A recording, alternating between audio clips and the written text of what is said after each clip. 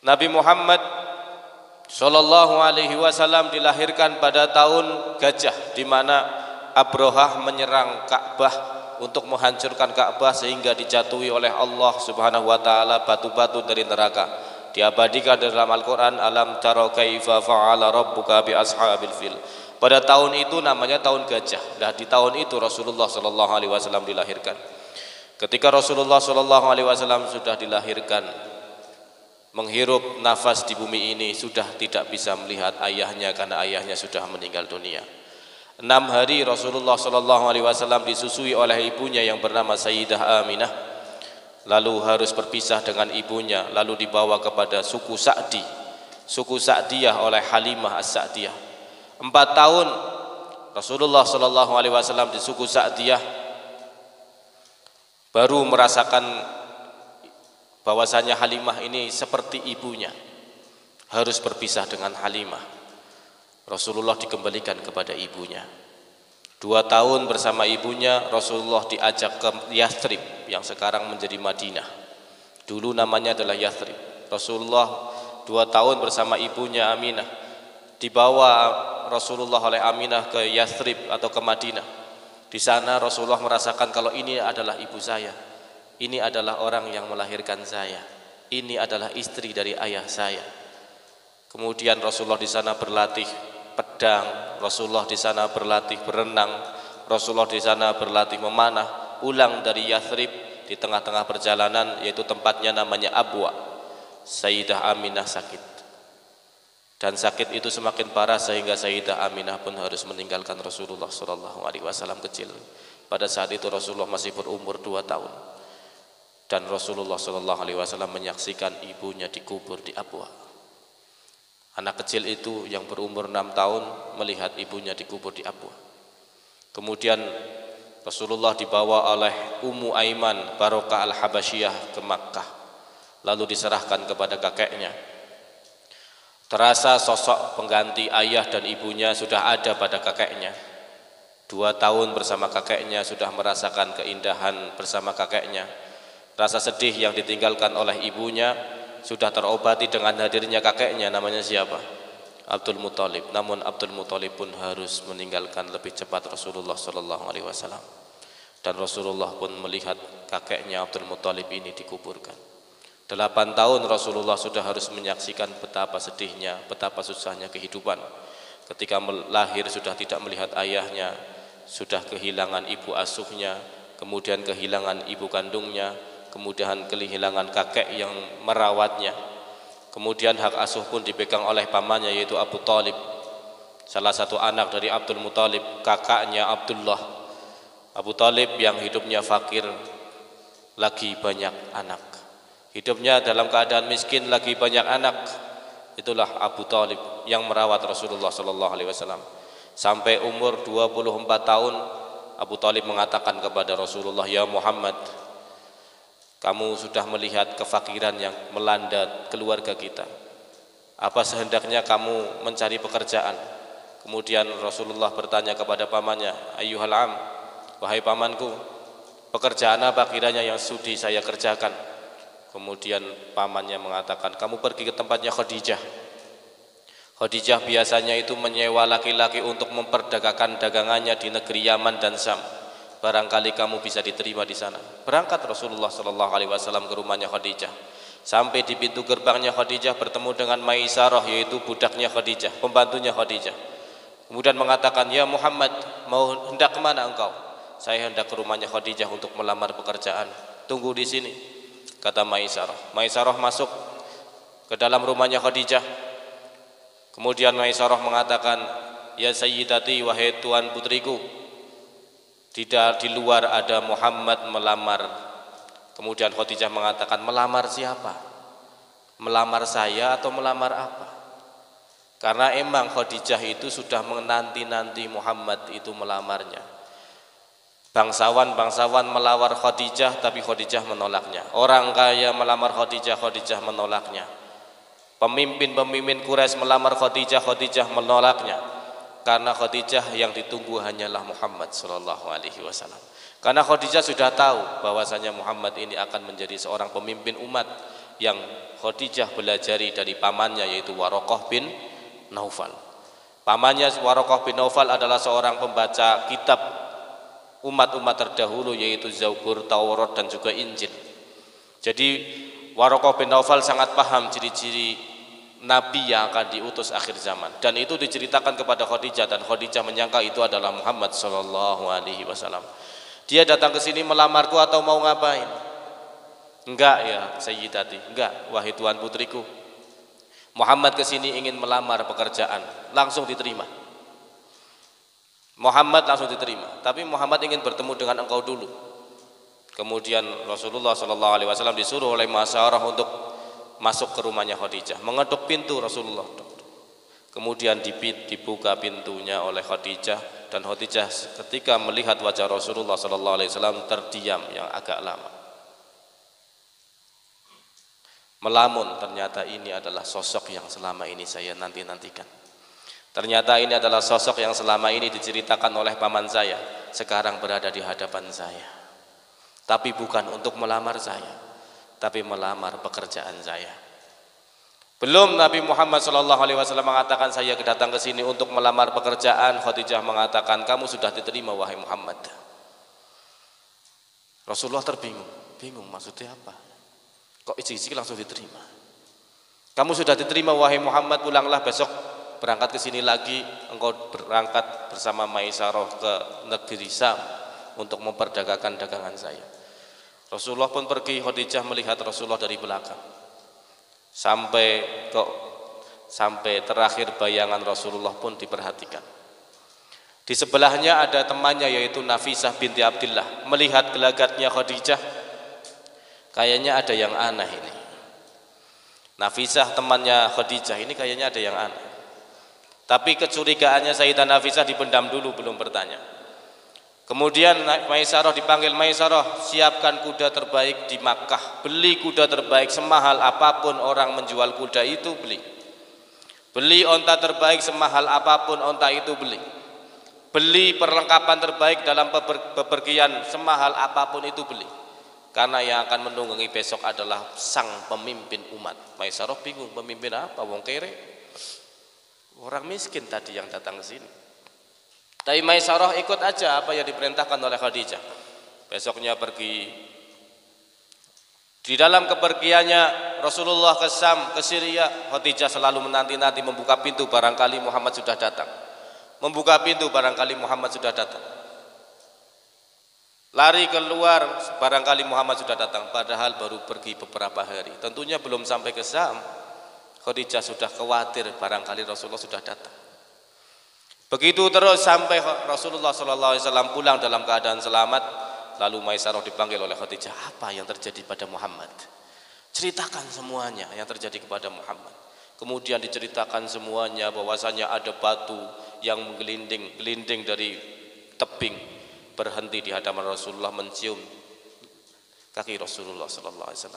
Ada rubah dan juga ada singa yang datang kepada Rasulullah. Saya sudah ketakutan karena Rasulullah ini terluka. Kalau Muhammad ini terluka, tapi ternyata datang mengucapkan salam kepada Muhammad lalu mencium kakinya.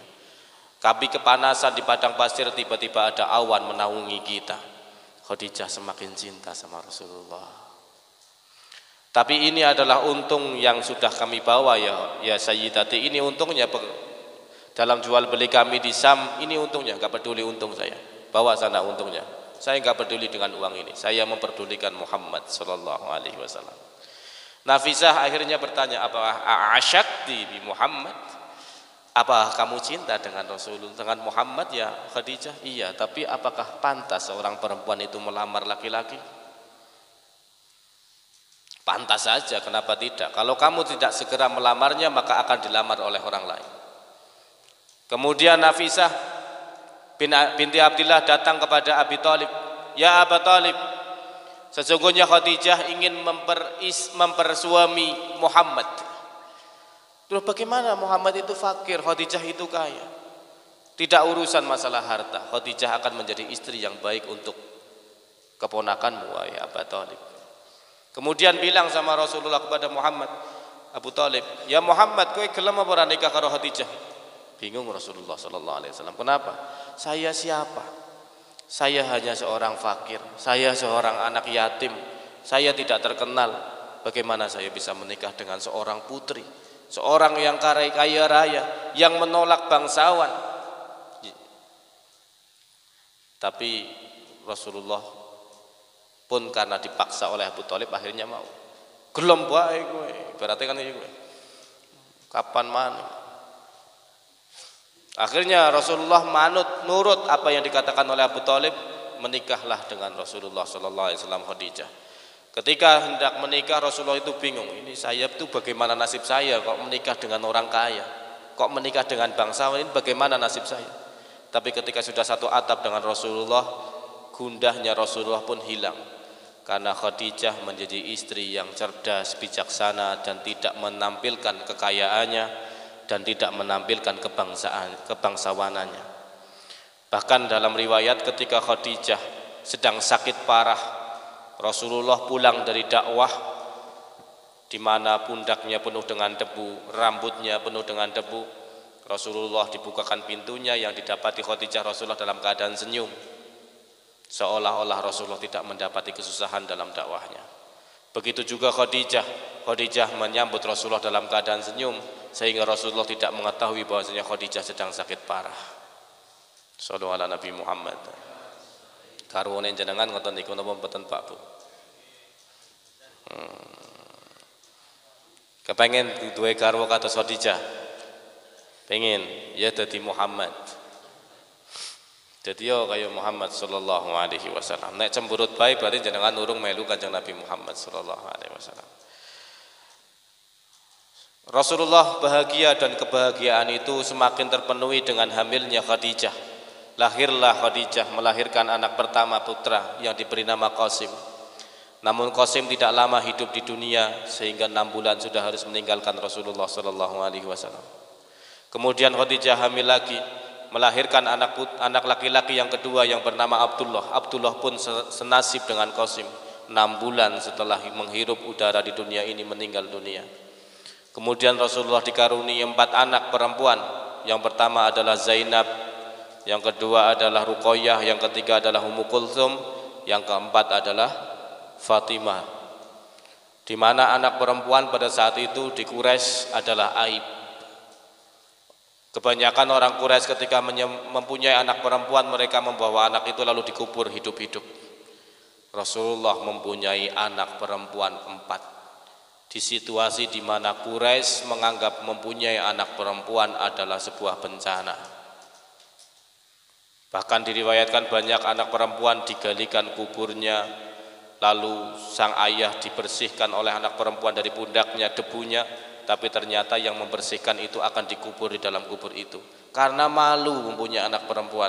Tapi Rasulullah mempunyai anak perempuan 4 sekaligus di saat orang Quraisy menganggap mempunyai anak perempuan adalah sebuah aib dan bencana. Shallallahu ala Nabi Muhammad. Hingga pada umur 38 tahun Rasulullah menyendiri di gua mana? Di gua Hira. Gua apa? Gua Hira. Umur berapa tahun? Umur 38 tahun. Bizatin, dengan saku, membawa saku dari rumah. Ingat, Rasulullah menyendiri membawa saku. Kalau sekarang ada orang yang ikut-ikutan menyendiri atau ikut-ikutan bepergian tanpa membawa saku, iku ora melu sunate Kanjeng Nabi Muhammad sallallahu alaihi wasallam, iku jenenge terwolo iku. Garap nyusahna batire. Rasulullah dari rumah membawa saku. Ketika sakunya makanannya di gua sudah habis, Rasulullah pulang membawa saku lagi pergi ke gua Hira. Sampai turunlah malaikat Jibril membawa ayat Al-Qur'an, Iqra bismi rabbikal ladzi khalaq, sampai 5 ayat. Rasulullah turun bertemu dengan Khadijah. Kemudian Khadijah membawa Rasulullah ke pamannya. Siapa tadi pamannya? Namanya siapa? Waraqah bin Naufal. Kemudian Waraqah menjawab, sesungguhnya yang datang kepadamu wahai Muhammad adalah Namusul Akbar, yang datang kepada Nabi Musa dan Nabi Isa. Dan saya berharap saya masih hidup ketika kamu sudah diusir oleh kaummu dari desa ini. Kemudian Rasulullah SAW bertanya, apakah mereka akan mengusir saya? Kata Rasulullah. Bagaimana saya diusir? Wong saya tidak menyakiti mereka. Kemudian Waraqah menjawab, tidaklah datang seperti yang datang kepadamu, kecuali orang yang didatangi itu akan diusir. Kamu akan diusir. Bagaimana perasaan Rasulullah SAW pada saat itu? Jika mengetahui bahwasanya dirinya akan diusir dari tanah kelahirannya. Shallallahu ala Nabi Muhammad. Kemudian Rasulullah pun memulai dakwah, mengajak kepada keluarganya, kepada paman-pamannya diajak untuk masuk Islam, tapi bukan diterima, malah ditolaknya. Siapa yang menolak? Yaitu Abu Lahab. Di mana Abu Lahab adalah orang yang paling mencintai Rasulullah pada saat itu, tapi ketika Rasulullah mengajaknya kepada Islam, Abu Lahab berbalik orang yang paling membenci dari keluarga Rasulullah SAW. Bahkan dua putranya Abu Lahab, namanya Mu'tab dan Mu'tib, dua anak laki-laki yang sudah menikah dengan dua anak perempuannya Rasulullah, yaitu Ruqayyah dan Ummu Kulthum. Ruqayyah dan Ummu Kulthum itu menikah dengan dua anak laki-lakinya Abu Lahab. Ketika Rasulullah mendakwai Abu Lahab untuk masuk Islam, Abu Lahab menyuruh kedua anaknya untuk menceraikan kedua putri Rasulullah SAW. Menangis Ummu Kulthum, menangis Ruqayyah karena diceraikan oleh suaminya. Bagaimana perasaan Rasulullah SAW pada saat itu ketika melihat dua putrinya menangis karena diceraikan oleh suaminya? Shallallahu ala Nabi Muhammad. Sampai-sampai Abu Lahab setiap hari mengatakan kepada Muhammad, tabban li Muhammad, tabban li Muhammad, celaka bagi Muhammad, celaka bagi Muhammad. Sehingga turun ayat tabbat yada abi lahabi wa tab ma aghna anhu maluhu wa ma kasab, ila akhir surah, sampai akhir surat.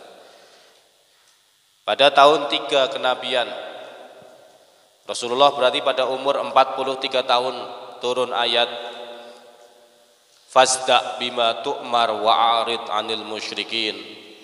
Sekarang saatnya untuk berdakwah secara terang-terangan. 3 tahun Rasulullah berdakwah secara sembunyi-sembunyi, kemudian berdakwah secara terang-terangan pada 3 tahun setelah Rasulullah diangkat menjadi nabi. Memanggil seluruh orang Quraisy, wahai suku Makhzum, datang kemari. Wahai suku Adi, datang kemari. Wahai suku Amir, datang kemari. Kemudian suku-suku Quraisy datang berkumpul. Rasulullah berdiri di Jabal Abi Qubais, di gunung Abi Qubais. Rasulullah mengatakan, kalau seandainya saya mengabarkan dari belakang gunung ini akan ada pasukan kuda yang menyerang kalian, apakah kalian akan mempercayaiku? Orang-orang di situ mengatakan, bala ya Muhammad, ma jarabnaka kadziba. Kami akan mempercayaimu wahai Muhammad, karena kami tidak pernah mendapatimu dalam keadaan berdusta. Kemudian Rasulullah mengatakan, fa'lamu anni Rasulullah, maka ketahuilah bahwa saya adalah Rasul Allah. Apa yang dikatakan oleh Abu Jahal? Apa yang dikatakan oleh Utsbah bin Rabi'ah? Tabban laka ya Muhammad alihadza jama'atana, celaka kau Muhammad, hanya karena ini kamu mengumpulkan kami. Pada saat itu seluruh orang Quraisy bersatu memusuhi Nabi Agung Muhammad Sallallahu Alaihi Wasallam. Hingga pada tahun 6 kenabian, sahabat-sahabat yang lemah disiksa. Sebagian mereka ada yang ditaruh di kepalanya bamba, ada yang ditaruh perutnya besi yang sudah dipanaskan, sampai Sumayyah bintu Khayyat ditusuk perutnya hingga meninggal dunia, hingga menjadi syahid pertama di dalam Islam. Siapa syahid pertama di dalam Islam? Sumayyah bintu Khayyat. Kemudian pada malam harinya suaminya Sumayyah bintu Khayyat, yaitu Amir Al-Unsi, meninggal dunia karena disiksa membela Islam, disiksa mempertahankan la ilaha illallah Muhammadur Rasulullah sallallahu alaihi wasallam. Kemudian Sayyiduna Bilal bin Rabah dipanaskan di terik matahari dan dadanya ditaruh batu yang sangat besar, kemudian dicambuki sampai Bilal bin Rabah pun pingsan. Yang dikatakan oleh Bilal bin Rabah adalah ahadun ahad, ahadun ahad, ahadun ahad, yaitu Allah yang maha satu, Allah yang maha satu, Allah yang maha satu. Dan Rasulullah menyaksikan itu semua. Dan Rasulullah melihat Bilal disiksa. Rasulullah melihat Sumayyah bintu Khayyat ditusuk. Rasulullah melihat suaminya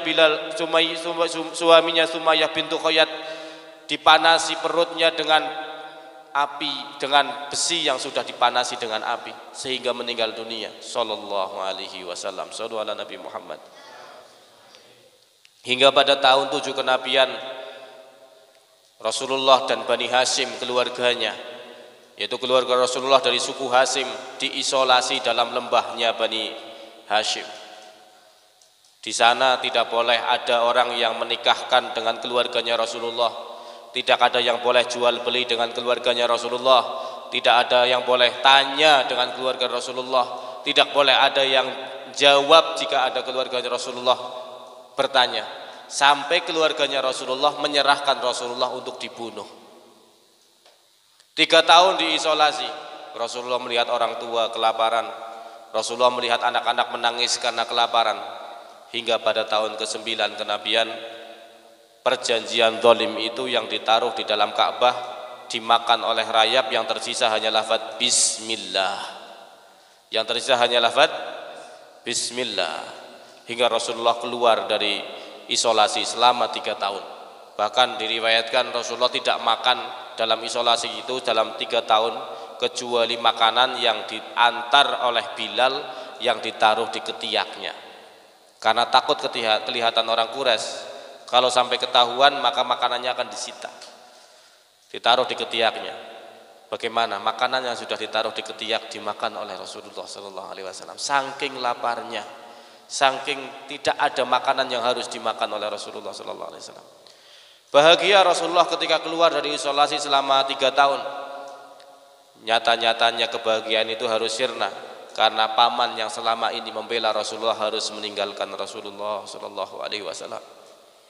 3 hari setelahnya, istri yang selama ini menghibur Rasulullah, menyemangati Rasulullah pun harus menyusul pamannya. Khadijah meninggalkan Rasulullah sallallahu alaihi wasallam. Hingga Rasulullah pun merasa sangat sedih sehingga beliau berdakwah ke Taif. 1 bulan di Taif, bukan diterima dakwahnya melainkan dilempari batu-batu sehingga kaki lutut Rasulullah sallallahu alaihi wasallam mengeluarkan darah. Ya Rasulullah, shallu ala Nabi Muhammad. Hingga izin hijrah pun diturunkan oleh Allah setelah Rasulullah diancam untuk dibunuh oleh orang Quraisy. Ketika orang Quraisy bersepakat untuk membunuh Rasulullah, Allah mengizinkan Rasulullah untuk hijrah ke Madinah. Sampai hijrah Rasulullah ke Madinah, sampainya di Madinah Rasulullah disambut oleh para sahabat yang ada di Madinah, yaitu sahabat Ansar dan sahabat Muhajirin yang sudah terlebih dahulu hijrah ke Madinah, disambut dengan nasyid tala'al badru alaina min thani wajib syukru alaina.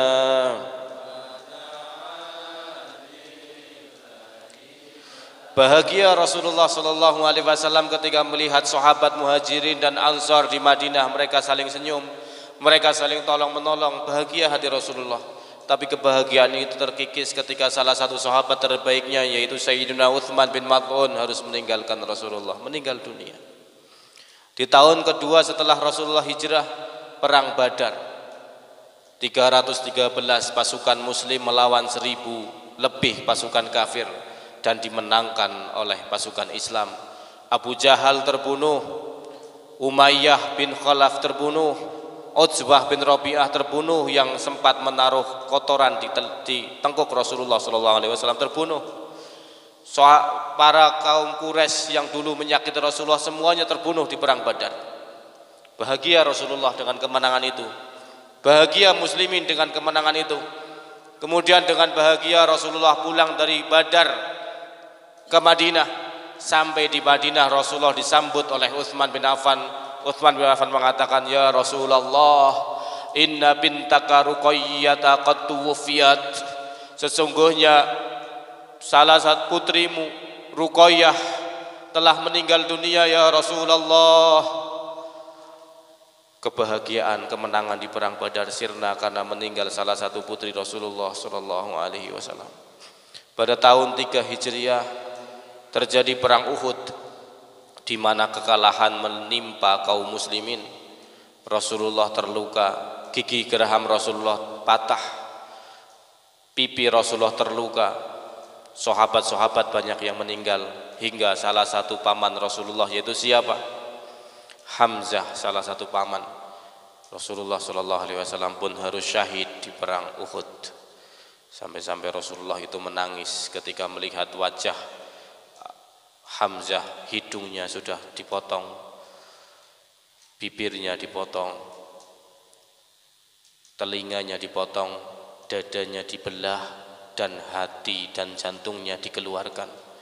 Rasulullah menangis ketika melihat Hamzah yang sudah dalam keadaan seperti itu. Kemudian sahabat mengatakan, ya Rasulullah, il'anhum, ya Rasulullah, laknat mereka yang telah melakukan Hamzah seperti ini. Kemudian Rasulullah sallallahu alaihi wasallam mengangkat kedua tangannya mengatakan, Allahumma hdi qaumi fa innahum la ya'lamun.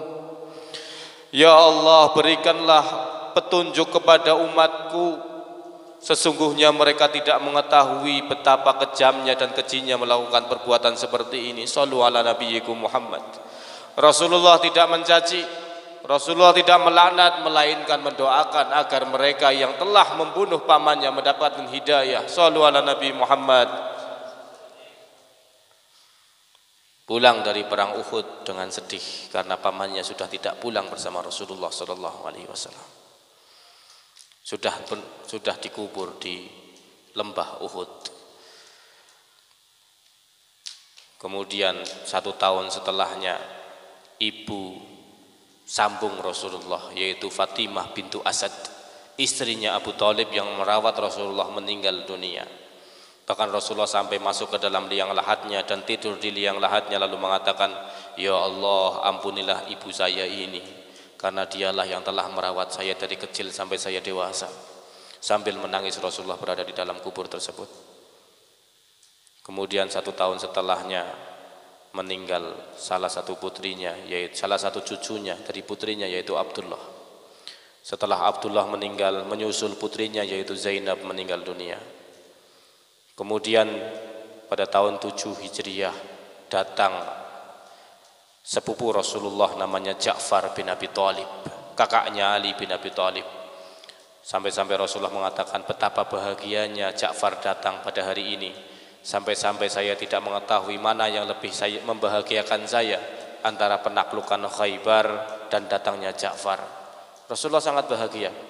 Namun 3 bulan setelahnya Ja'far pun harus meninggalkan Rasulullah sallallahu alaihi wasallam karena beliau harus syahid di perang Mu'tah ketika membawa bendera Rasulullah sallallahu alaihi wasallam dengan tangan kanannya dipotong tangan kanannya, kemudian membawa dengan tangan kirinya dipotong tangan kirinya, kemudian memeluk dengan kedua lengannya, lalu terpotong tubuhnya Ja'far. Rasulullah mengetahuinya di Madinah. Ketika mengetahui ini, Rasulullah pun menangis karena baru 3 bulan berjumpa dengan Ja'far harus ditinggal oleh Ja'far. Kesedihan itu agaknya sirna setelah lahir putra terakhir Rasulullah. Siapa putra terakhir Rasulullah? Siapa putra terakhir Rasulullah sallallahu alaihi wasallam? Ibrahim, dari ibunya yaitu Maria Al-Qibtiyah. Rasulullah bahagia ketika Ibrahim itu lahir. Namun kebahagiaan itu bertahan sampai 6 bulan. Karena Ibrahim setelah 6 bulan kelahirannya pun harus meninggal dunia. 3 bulan setelahnya putri Rasulullah sallallahu alaihi wasallam yang bernama Zainab pun harus meninggal dunia. Shallu ala Nabi Muhammad. Itulah salah satu kisah Rasulullah sallallahu alaihi wasallam yang mungkin kalian tidak ketahui.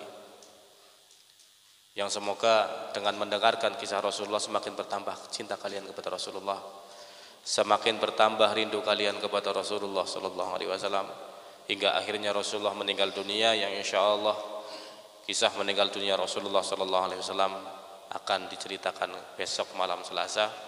Semoga kita tetap diberi kesehatan dan istiqomah dalam menuntut ilmu dan memperdekat kita, diri kita, cinta kita, hati kita kepada Nabi Agung Muhammad sallallahu alaihi wasallam.